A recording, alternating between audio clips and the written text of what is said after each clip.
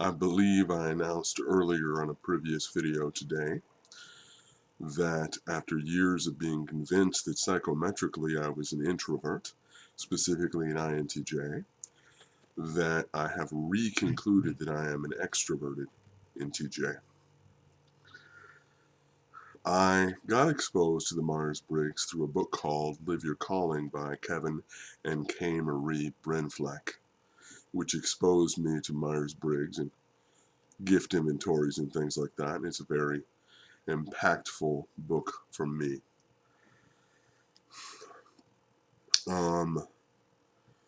Things that have occurred since then. I think that I have some very introverted habits, like I'm very capable of focused work alone, very capable of writing by myself and creating by myself. I can push through writer's block. I don't need teams of people to create things. I don't know that I believe people go through personality changes in midlife, like someone becoming a different personality type entirely. I think that we misrepresent and misunderstand ourselves, and that's actually much, much easier to believe than somebody transitioning at the midpoint of their life, which I could be past the midpoint of my life, transitioning around the midpoint of their life to a different personality seems unlikely to me, but that somebody could misunderstand themselves and their functions and misread some of their own behavior is very believable to me. So that, comparing that to other things, let me see here.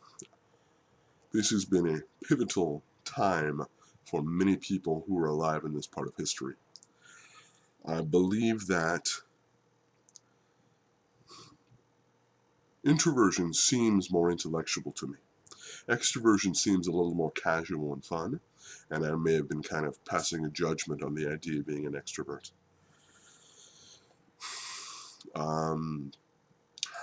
The combination of a divorce, COVID, and an eviction subjectively violently beat the introvert behavior out of me.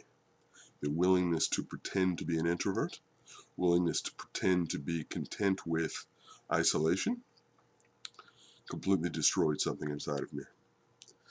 Another thing that I did in that time period was I became aware of a drifting apart of the friendships of myself and some of my oldest friends. And I believed that it was necessary that someone try to put a staple there and create some kind of reason for that group of people to be together doing something. It was 75% males, and my observation is that sometimes women have an easy time of maintaining friendships despite getting together and talking. They'll get together and they'll have tea and they'll talk about stuff, It'll cause a bonding or a repairing of relationships to occur. Observationally, looking at middle-aged men, which I find this category I'm in, they don't necessarily, even if they miss their friends for months or years, feel like they can just sit down and have a coffee and talk about how they're doing. They generally matriculate around a project. That is, we're going to go hunting. We're going to work on a car. We're going to build something. And it creates a scaffold or a context which does the same basic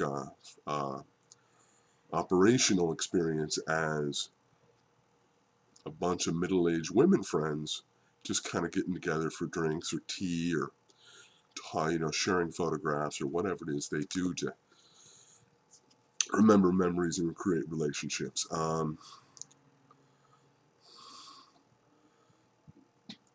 In my opinion, these friendships were falling apart and needed this staple to occur of this project.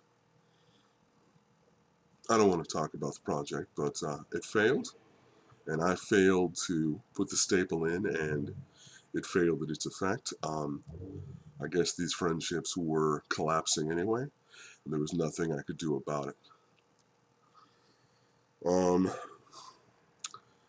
It's been pointed out also by a couple of people that are pretty close to me. A good friend of mine who is a naturopath and an ENFP said, you're not an introvert. You have this big extrovert energy. And I said, I don't know that I believe that. I think of myself as an introvert.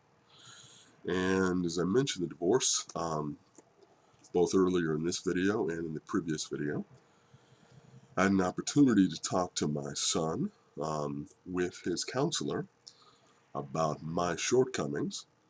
And the shortcomings that were talked about were shortcomings of an ENTJ, someone who's obsessed with planning and leadership and making decisions and pushing things forward and having to set goals. And then I was doing that like as a default within my own personality to the challenges that I was experiencing as the parent of a teenager who did not know at the time was transgender. You'll have to ask my son about this. I think I'm doing better at this challenge than I was before. Although the only one who can judge a childhood is the one living it. That is, your parents can't say to you, we were really good parents, if you don't remember it that way. You're the one who had to live the experience, right? Other thing being is that I have this theory of the reason it's hard for personalities to understand each other is that your first function is a question filter. That is, someone asks you a clear black and white question from their own perspective, and your first function will reinterpret it according to what's that question mean in this function. That is,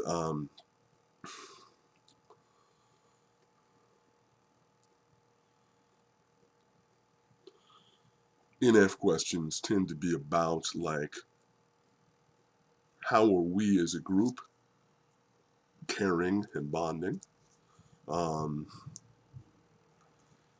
That's one way to look at it. But personally, I realize that as a primary extrovert thinker, any question I hear, I have to first verify what its validity is, the thing the person is pointing out, and what are they asking me to do? What is the course of action that I'm being asked to undertake? Or what would I undertake if I believed that the thing they were saying was right? That I don't really hear complaints aside from, hey, do something. Hey, make a decision, lead us out of the situation. Hope you're surviving the heat wave quite well. As always, pray more, complain less. Have a wonderful, wonderful day. Bye.